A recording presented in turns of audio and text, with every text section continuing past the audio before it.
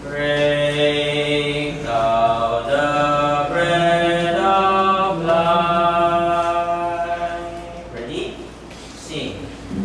Break thou the bread of life, dear Lord, to me. As thou didst break the loaves beside the sea, within the sacred place, I sing thee, Lord. My spirit pants for thee, o'er living word.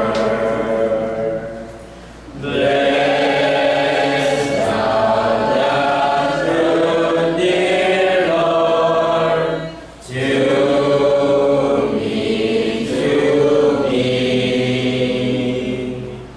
As thou didst bless the bread by Galilee, then shall on man's face all fetters fall, and I shall find my peace, my all in all. Tawagin mo natin si kapatid na Tyson po sa pagbasa.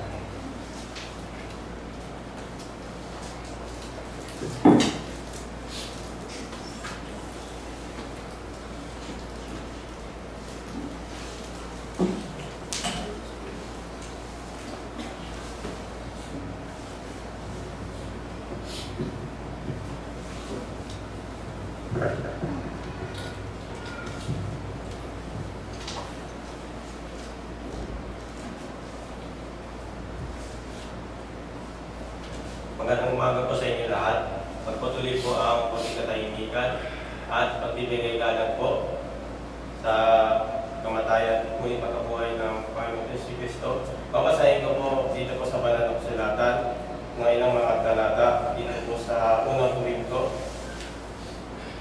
chapter 11 verses 23 hanggang 29. Ito po nasusulat, sabi, sapagkat iatanggap ko sa Panginoon ang binibigay ko naman sa inyo, na ang Panginoon Jesus ng gabing siya'y ipinagkanulo ay lumambot ng tinapay, at nang siya'y makapasalamat ay kanyang pinagputol-putol at sinabi, ito ang aking katawan na pinagputol-putol dahil sa inyo.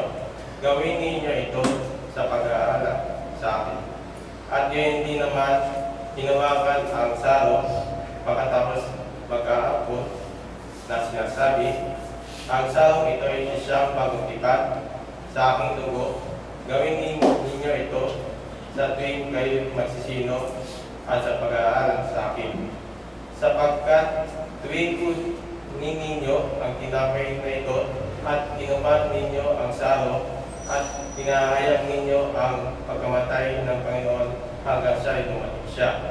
Kaya ang sino mang kumain ng tinapay o uminom sa salo ng Panginoon na hindi nararapat ay magkakasala sa katawan at dugo ng Panginoon. Kadapat siya sa atin ang tao ang kanyang sarili at saka kumain ng tinapay at uminom sa salo. Sapagkat ang kumakain at umiinom ay kumakain at umiinom ng hatol sa kanyang sarili kung hindi niya pinigilala ang katawan ng Panginoon.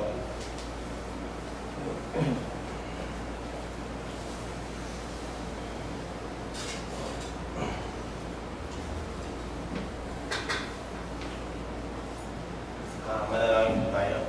Dakilang Diyos, mapangyari sa lahat. Panginoon, salamat po sa biyang pinagkalito. Hindi po sa amin, iyon pong araw ito. At papatuloy po mga biyang pinagkalito sa amin susunod pong mga araw. Panginoon, kami po'y kakain ng tinapay na walang baldura. Ito po'y simbolo sa katawan ng Panginoon Hesus Kristo. At iinom po kami ng katas ng ubas. Ito po'y simbolo sa katawan ng Panginoon Hesus Kristo.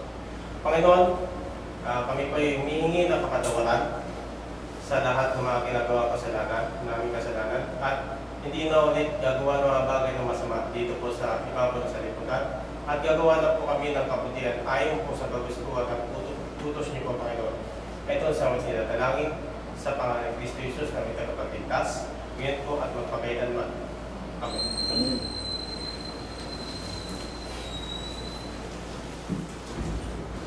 Lalaki naman po tayo dito po sa mga banal.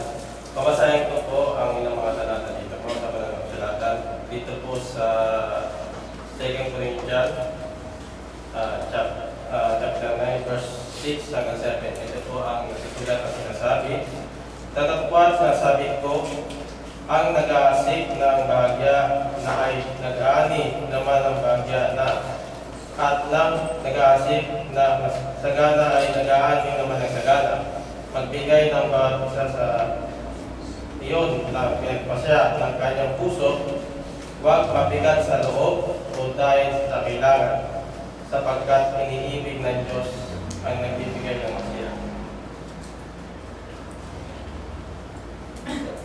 Kakatid po natin itong giftings habang kung namamahagi po ang bagal.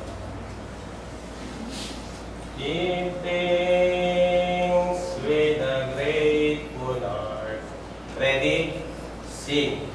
Give thanks with a grateful heart. Give thanks to the Holy One. Give thanks because it's the end. Jesus Christ is Son. Give thanks with a grateful heart. Give thanks to the Holy One. Give thanks because it's the end. Jesus Christ is Son. And now when the weak say, I am strong, let the poor say, I am rich, because of what the Lord has done for us. And now let the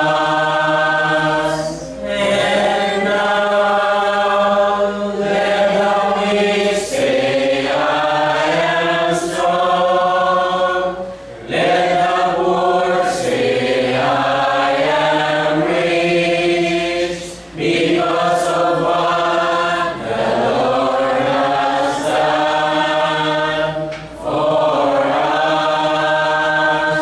Give thanks.